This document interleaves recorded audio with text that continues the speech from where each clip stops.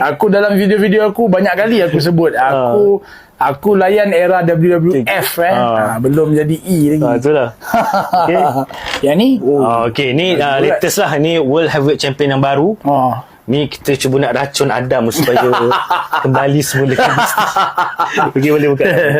Okay. Sekarang latest champion yang pegang belt ni sekarang adalah Jey Uso. Untuk trivia, untuk makluman kau, Jey Uso adalah anak kepada Rikishi. Anak Rikishi? Betul, anak Rikishi, anak kembar Rikishi. Tapi yang jadi champion salah seorang lah Jey. Ada seorang lagi Jimmy dia kurang sikit.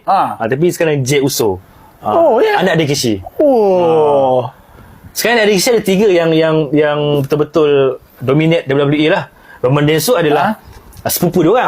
Anak buah Rikishi juga. Betul, aku tahu. Jey Uso, Jimmy Uso dan Solo Sikoa. 3 ni adalah anak kepada Rikishi. Betul-betul lah. Jadi bila anak dia jadi bila kita tengok wrestling atas kapal contohnya kan. Beberapa ni keluar je. Cakap ni anak Rikishi ni. Tahu. Semua orang tahu Rikishi siapa.